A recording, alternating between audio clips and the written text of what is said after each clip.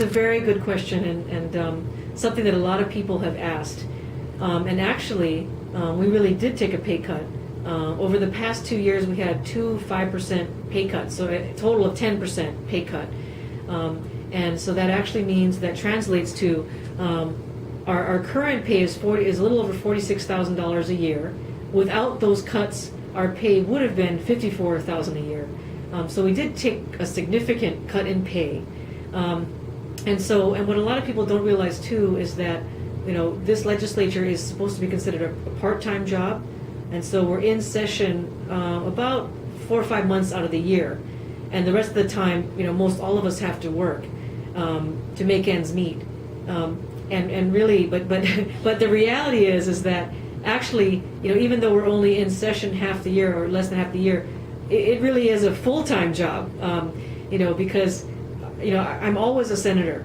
And so no matter where I go, no matter what time of year it is, no matter when, I'm always being asked to attend various meetings in my senator capacity, to go to various events, always being constantly emailed and called, with questions about, certain people's problems.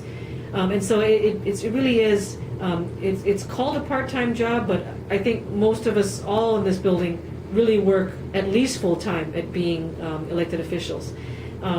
And right now, you may hear $46,000 and think that's a lot of money, but actually, when you are out and paying bills and everything, that really isn't very much money at all, unfortunately. And so, the answer is basically, we did take a pay cut in addition to all the other departments. Like I said, DOE took a pay cut. I'm sure NHIS took a pay cut. All the staff, all the principals, all the teachers, they all took pay cuts. So really, everybody took a pay cut. But I really hope the day comes that all of us can see a better economy. And what's really key to our economy turning around is you students, because we need your bright minds and your bright ideas and your innovative thinking of how we can turn ourselves around, how we can become more self-sufficient, how we can bring more money into our state, and start businesses from here that we can export instead of always paying for everything to be brought into our state. So I hope, many of you, what I always tell students when I meet with them now is set goals for yourself. Think about, this school year and what do you want to accomplish by the end of this school year, for instance. And then what do you want to accomplish when you grow up, and really think outside the box. And I watched The Secret, which many of you probably saw that movie or read the book, and I just was so fascinated by it because it talks about how it's not enough just to say you want to do something, but you actually have to, use your mind, meditate, daily, and actually envision yourself doing it. So if your goal is to be a doctor, it's not just to say that, write it down and each day take time aside and try to imagine yourself being a doctor. Maybe even shadow the doctors at Wai'anae Comprehensive Health Center and see what it is they do every day and watch them. And actually envision yourself doing it.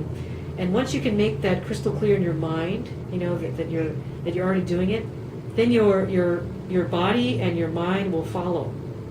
All you need is that intention, that clear intention, and that vision of yourself already doing it, and then you'll figure out how to get there. You'll find the way.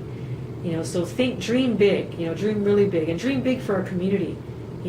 Think of ways that you can find ways to end these kind of problems we're talking about right now today. How can you find a way to create more jobs and that kind of thing, and bring more healing to our community.